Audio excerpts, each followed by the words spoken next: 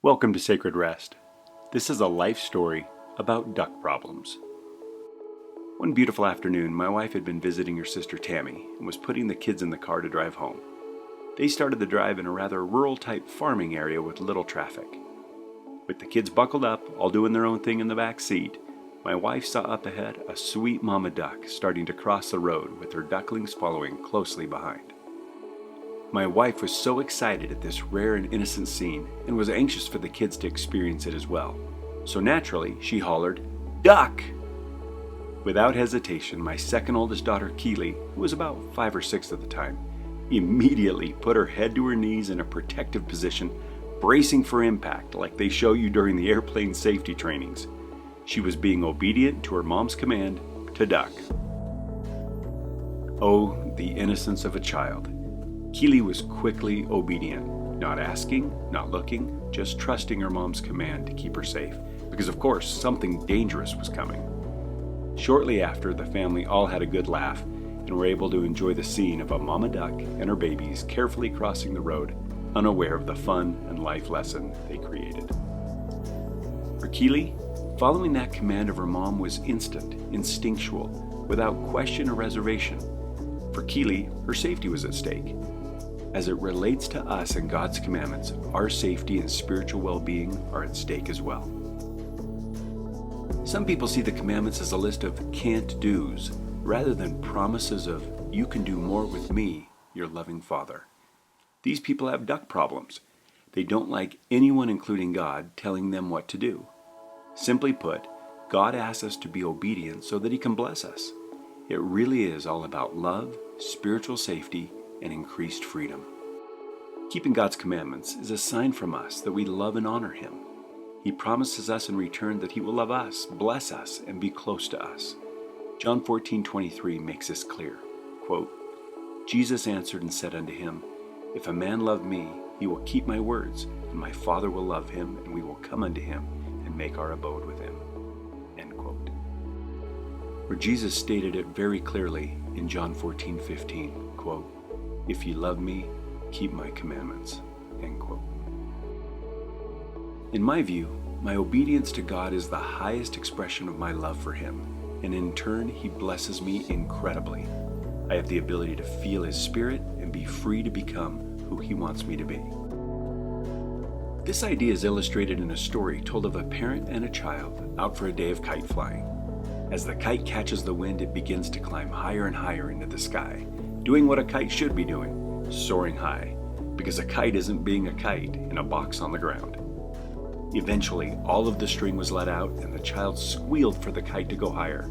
The parents said that it was flying high and that they had used all the string available.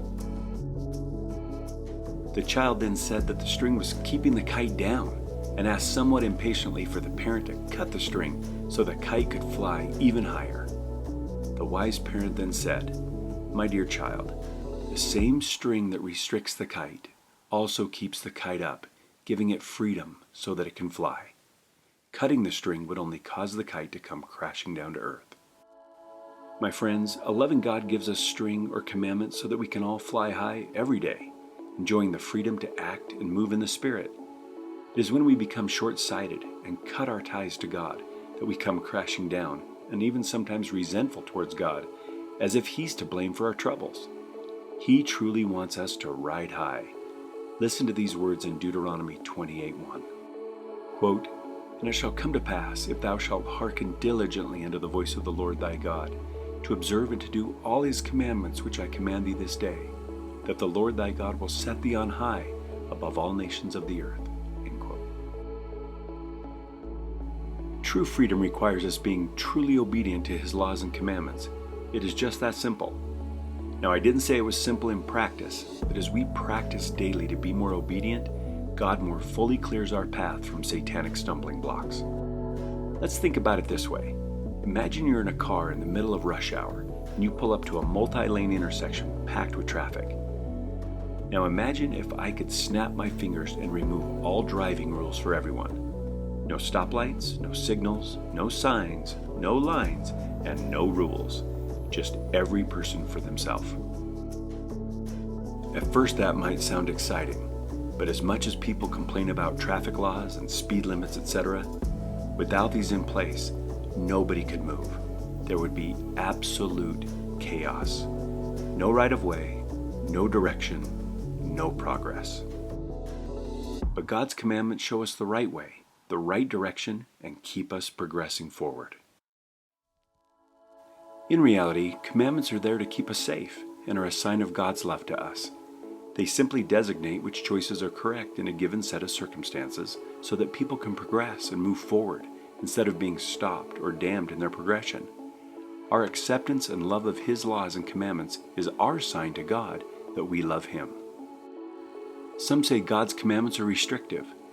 Well, we all restrict certain personal freedoms every day in order to have greater freedoms in the future. For example, I'm standing at a red light at a crosswalk with traffic whizzing by. I can either choose to play human Frogger and dash across the road hoping to miss the cars and not get squished, or I can choose to be obedient to the law which says to wait until I can get the walk signal and cross safely.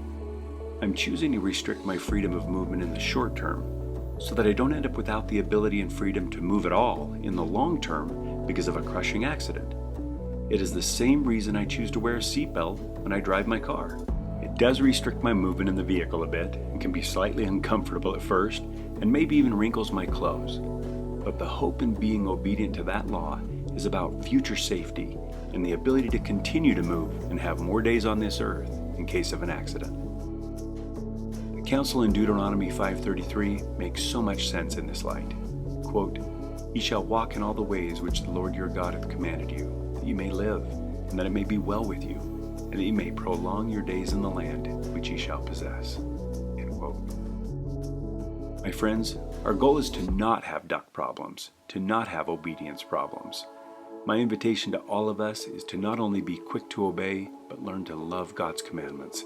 It seems to me that it's all about love, spiritual safety, and true freedom in Christ. Remember, you are loved. I hope you felt uplifted and inspired. Please like, subscribe, and click the bell. Also, please leave a comment and I'll get back to you right away.